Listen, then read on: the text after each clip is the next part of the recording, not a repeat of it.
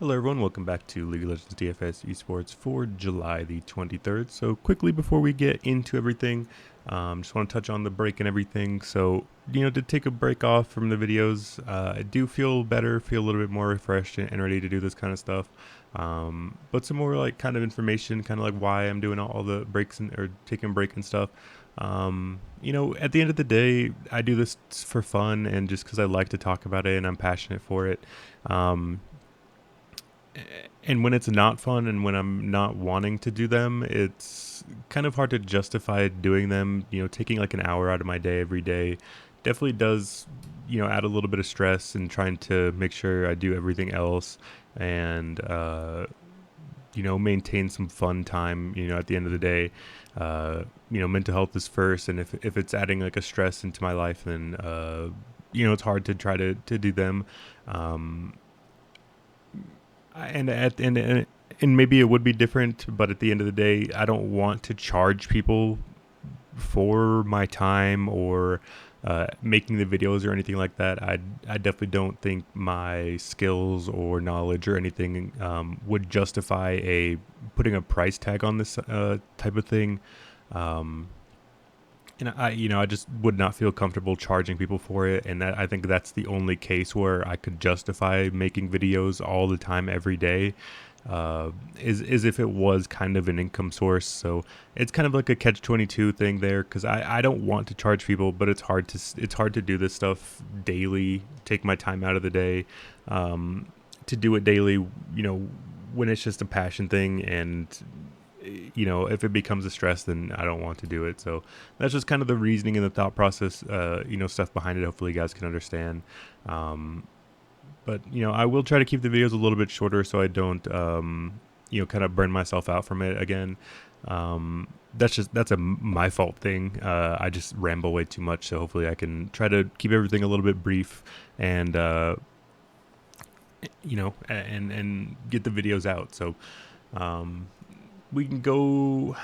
Is it even worth recapping? I don't know. It's been a while. We can maybe talk about some notable things from the past week or so. I'm trying to think of the last video we made. I think it was maybe this BLGRA series. I'm not sure. Yeah, I'm not sure, but notable things I think to take a note of. Obviously, V5 lost their first series up against Weibo. It's kind of bound to happen. The LPL is random. These things happen. And I do think that was a triple red cider, or blue cider, if I remember. Week 6. Nope, it was actually it was a Weibo picking up red side wins, I believe. Yeah, Weibo going with a couple of red siders, but as you could see, the blue side has still been the dominant one. We could see yesterday full blue side sweeps in the first couple series. LGD with the red side selection, a little bold there. FPX versus AL, that was a full blue side sweep. So it's still going strong blue side, although, it's not quite maybe as dominant as it was not too long ago. It's definitely still something to keep an eye out on, to look out for sure. It could definitely have some implications. TT definitely could have beaten Weibo here. FPX got the win over AL. Again, I think AL actually still looked pretty decent in this one. I think the AL is going to definitely be spry for some upsets coming up, depending on the scenarios with them. I just had a thought. V5, Weibo, EDG, FPX. Let's see something here. V5, Weibo, EDG, FPX. So yeah, wow, that actually makes things a lot easier. So, it looks like left side on the like LOL fandom wiki that I use here for these things. It looks like the left-sided team is the one who gets the first side selection. V5, Weibo, EDG, FPX, BLG, Top Esports. So V5, Weibo, EDG, whoops. Oh, that was annoying. Accidentally clicked a link there. Yeah, V5, Weibo, EDG, FPX, BLG, Top Esports. So yeah, I believe that actually is a lot easier way to look at these things. Um, so that's something to keep in mind. Is it looks like a lot along the road here. Looks like everything on the left side is the team that gets the side selection. So I think that makes things a little easier, but also pretty interesting. Like for example, AL do not have a side selection in really any of their winnable series. I liked AL. You know what? This is the rambling. I need to stop. So we'll go ahead and cut it there and move on. Don't think there was anything really too big of note here. JDG still dropping games, that kind of stuff. Yeah, there's nothing too much. We'll just go ahead and move on. Here we can go ahead and look at the odds quickly. I do want to start with the odds, that way we can have a big view of the slate. So T1 gigantic favorites over Frederick Brion, second best team versus the worst team, not a big surprise there. KT Rolster decently sized favorite over Nongshim. That one's a little interesting. I need to stop closing this Leaguepedia tab.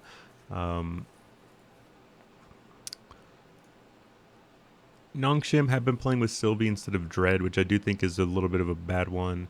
KT have been looking pretty good as of late when they brought in Vikla, so I do like KT a little bit here. I think they're a pretty good pivot option in the slate overall.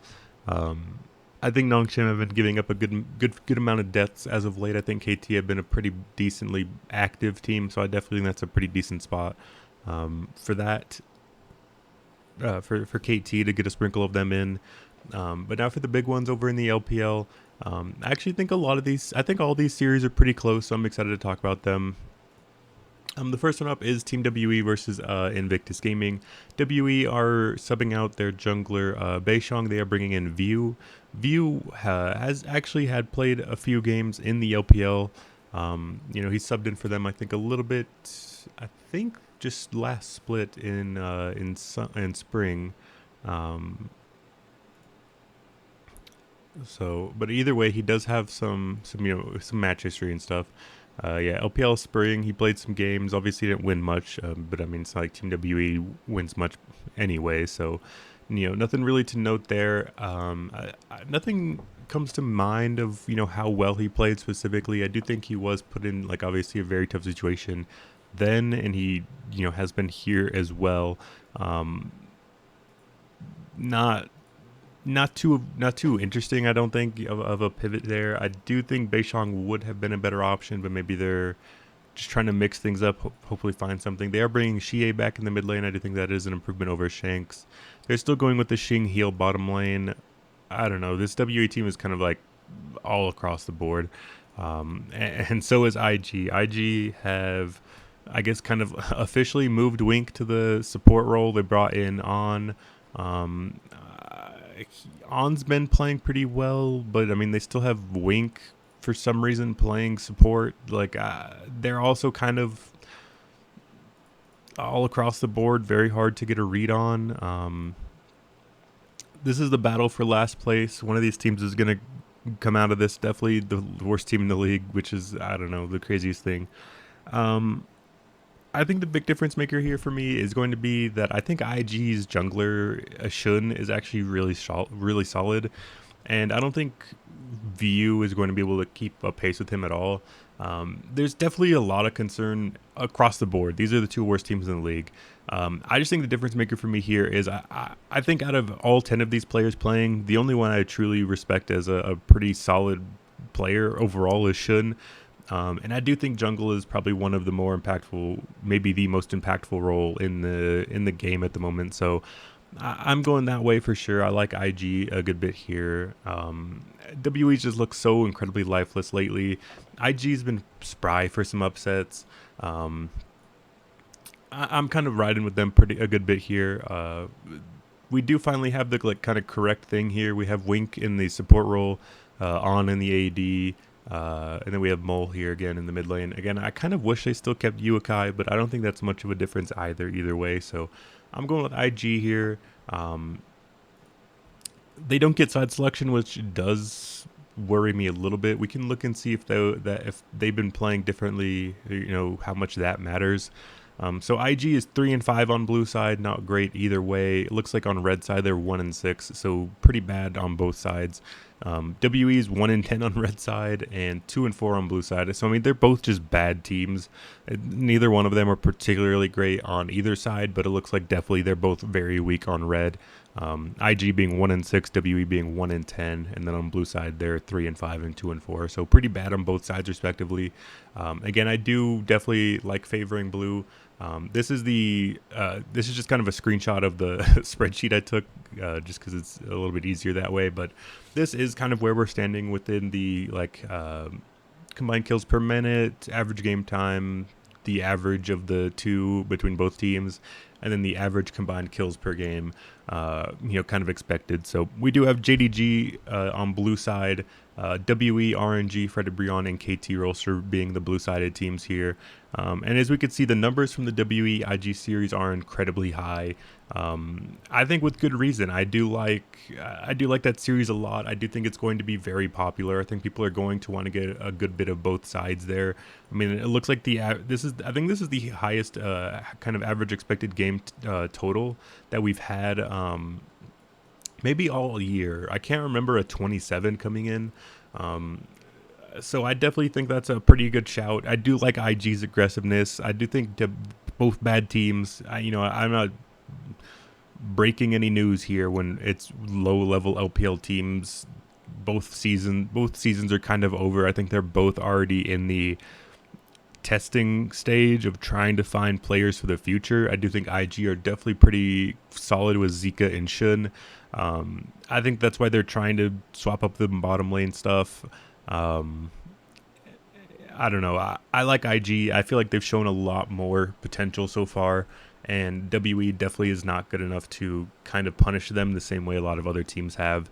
So it's gonna be intriguing. I definitely think obviously both teams can come out with it. I think the odds are relatively fair, but I'm gonna go with IG.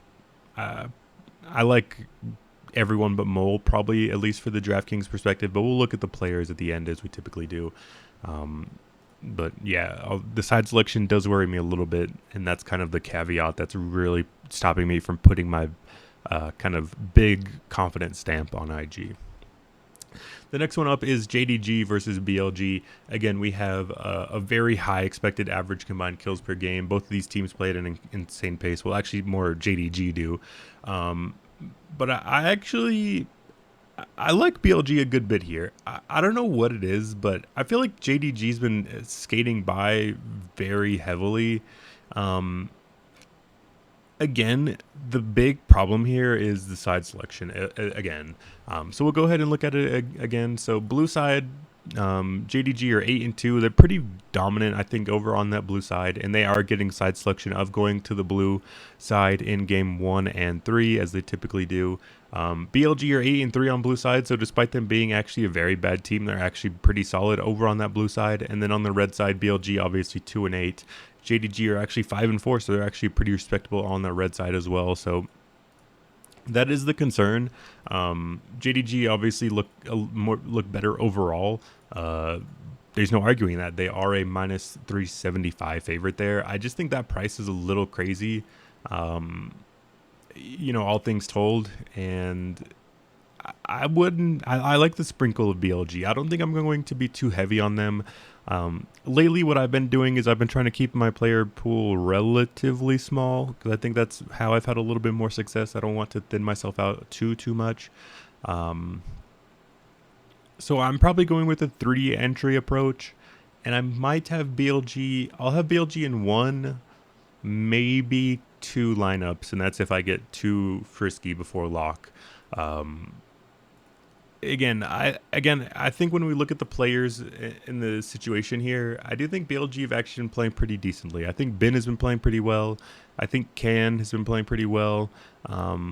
Icon, well, the kind of whole mid lane situation for BLG has not been good. They've not been. I don't think either mid laner for BLG has looked good.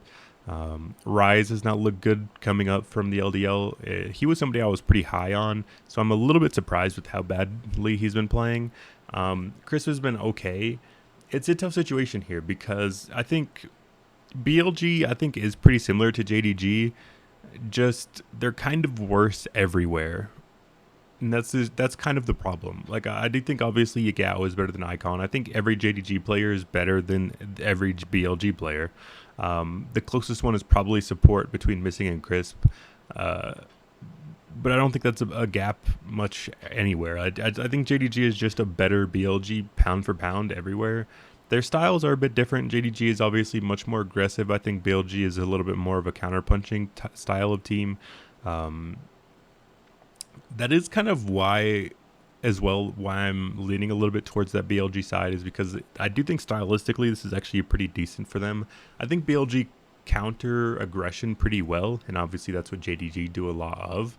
Um, I don't know. It's just the side selection stuff is really hard to get past here. Like obviously BLG is very strong on the blue side, 8-3. Their red side is 2-8. Like it's two wildly different teams. It feels like. JDG are strong on both sides, and that's the problem. Like I could definitely see this one ending up as the JDG 2-0. I could see the JDG 2-1 swoop, picking up games 1 and 3 as they typically do. So that's maybe an option I would look at as a BLG map 2. It's only plus 190. That's not a great number. But I think that's a spot you could definitely try to look at as well. Like I think BLG trying to get that map 2 on their blue side is a pretty good bet at plus 190. So that's the option I would look at. And I'm going to have a sprinkle of BLG. It's going to be tough avoiding JDG here. I think JDG probably should be and will be one of the more popular teams on the slate. I think pairing up JDG with WE and IG is going to be very popular with good reason. I like that direction. I think it makes a lot of sense. I just want to sprinkle some BLG just because I think the price is a little bit wide. And I think given that of course, the numbers that we have here and the fact that they're a pretty big favorite makes JDG going to be pretty highly owned. So I like getting the little bit of leverage. And I think what is a series that should be a little bit closer than maybe the odds look. And just given how JDG dropped these games randomly, I don't know. It just feels like JDG are still getting a little bit overrated. So I'm going with BLG, a sprinkle there. Last one up is RNG versus EDG. Statistically, not a very enticing one, but obviously one where I'm very excited. Obviously, I think we have the best player in the world in this series, which may be a little bit surprising, but I think Gala has been playing like the best player in the world. There's obviously a lot of contenders for that title, so I wouldn't argue a lot of names. I just think Gala, definitely the best AD carry in the world. I don't think you can make a case for anyone else other than Gala, but I think he's been playing at such an insane level that this is going to be interesting. I like this is a tough one. This is a really tough one to pick.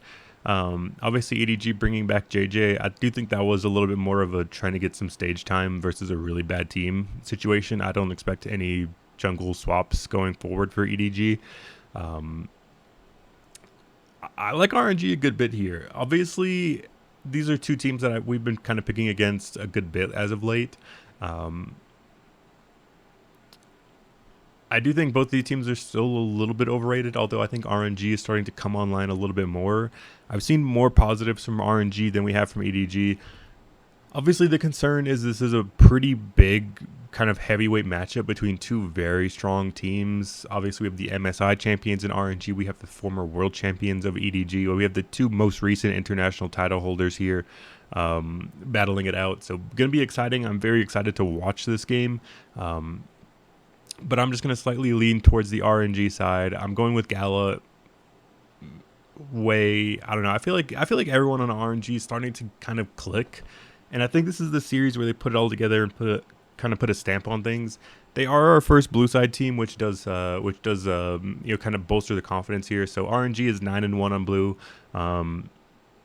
EDG 10-2 on blue, very strong. Obviously, EDG 0-5 red side, RNG 3-6 red side, so a little bit better.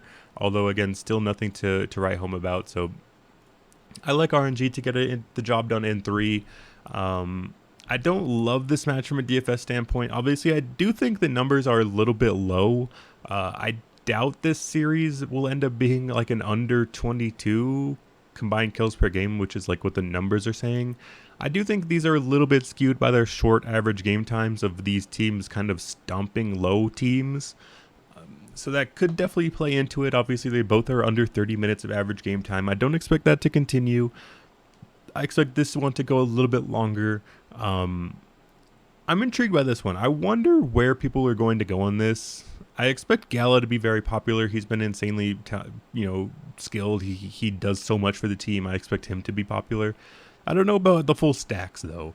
Like especially like someone like Xiao whose numbers have been down. I'm not sure where the ownership will be on RNG. Obviously, I'm very bad at predicting ownership. I'm very open in saying that. But I like RNG. I like stacking them up a good bit here. I like getting to Gala, Way, Breathe, Shout. Like, you could make a case for everyone here on RNG. We'll look at the numbers again at the end. But I could definitely see a pretty solid path for everyone here on RNG to do well.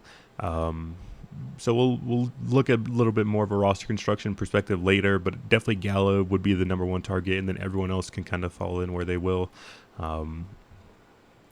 But the last thing I want to say on this series is we see these LPL matchups become pretty big fiestas sometimes, and I definitely think the series could be that.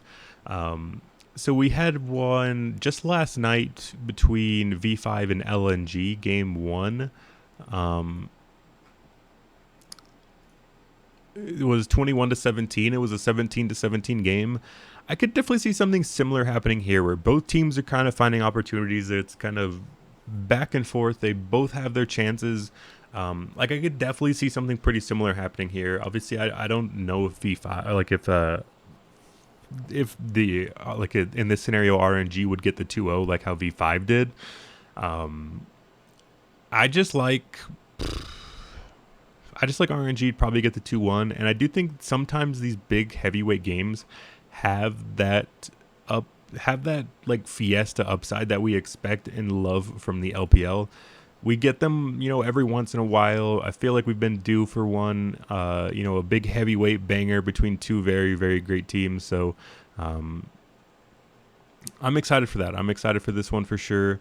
I like RNG again, but I'm trying to bring up the head-to-head versus for V5 scoreboards 7-day 2. No, it's not here. I'm trying to think of how you bring that up. Results diagram? No. Maybe. No, this is how I do it. RNG, EDG. Obviously, they've yet to play, but I'm trying to look at their match history. So series totals RNG, obviously these rosters are wildly different all the time. I wouldn't put too much time or too much thought into this one, but RNG took it in the spring, and I want to see, I want to see that match. So week 7 is when they played. Week 7, day 2. 7, day 3. There we go. So these weren't the biggest fiesta games. 16-6, 20-7, 28-8. The third game was a little bit, but I think something similar could definitely be on the cards here. Obviously, this is again this was a blue side, a red side, blue side, but RNG got it 1 and 3. I think something similar. I like this spot. I don't know. I wish I could remember. I know RNG's played in some pretty big fiestas. I wish you could sort by like kills or something. But I know they played in one, I think in spring against OMG, where it was like a 60 kill game or something. Like, we've definitely seen some pretty crazy stuff. So although the numbers say one thing, I definitely am fine with going with RNG for sure. And mixing and matching. I think mixing in RNG and WE, or mixing in RNG and IG is probably going to be tough. I do think they're both pretty decently priced on DK. Actually, IGs are relatively cheap, so you could mix them in. Actually, you could maybe do an IG and RNG. I don't know. I know you could definitely stack Shun as a captain. I mean, he's priced just as much as On, but if that's one way you could definitely do it. I do think his kill ceiling and stuff is pretty insane. So Shun is definitely a pretty solid captain option if you do want to go that route. So there's options there. Again, I don't mind KT, but there's a lot of good spots in the LPL, and I don't know. It's hard to justify KT. If I was a big multi-lineup guy, I would try to get overweight on KT. I think they're in a pretty good spot here. They've had pretty good numbers as well. There's just such good spots in the LPL. It's really hard to justify that. Like any other slate, this would probably be a pretty good option. Again, I do want to get some KT in, but WEIG, like all three of these LPL matchups have really big upside, and I just don't see the same upside potential from this one. So, it is my fourth favorite match on the slate, but again, I still kind of like it. So it's a weird situation. We'll go ahead and look at the players, as we do and get out of here. We'll throw KT in there, although again, I'm not sure how much of that we're going to get in. KT, RNG, IG, and BLG are the ones we're going with. All the teams ending in G. So again, we'll look at the groupings as we do. Again, I don't think Ari is playing, so life and aiming, that KT bottom lane for sure. Fofo's not playing. It will be Icon, whose numbers are a little bit worse. Zika's pretty low. Looks like for top laners, Rascal's actually pretty good, about 70%. So that's a one-off you could maybe try to get in. Again, Killshare, aiming Gala on Weiwei. Pretty good from Weiwei. Again, Shun, his numbers are completely insane. So definitely something you can keep in mind. So, that's how things are breaking down. It looks like everything's relatively decent. Rise's numbers have been pretty bad. You would expect if BLG win that those numbers will be better. Ben's numbers are good enough. I definitely think you could justify getting to him, but again, Rascal's at 70%, 23% kill share, so you could definitely look at Rascal one-off top laner. I think it's a pretty decent option. So yeah, I think you guys could kind of break these numbers down as you want. I don't want to go position by position. I do think it's, for the most part, it's all just trying to stack up, and then the big difference, or the big one to keep an eye out, is top lane. And obviously Breathe's numbers are pretty low, Zika's numbers are pretty low, Ben's numbers are okay, and Rascal's numbers are pretty good. So everything else is pretty much just however you want to stack. Obviously we do have like Shun, who's a little bit of an outlier. Although Xiaohu's kill share is not the greatest, we know his upside and we know his kill participation is there. So you don't need me to tell you too much about that. So that will be it for me tonight. Good to be back. Hopefully we can get restarted on the right foot with an interesting night. So yeah, that'll be it for me tonight. Let me know if you guys have any questions as usual, and I'll see you guys all again tomorrow.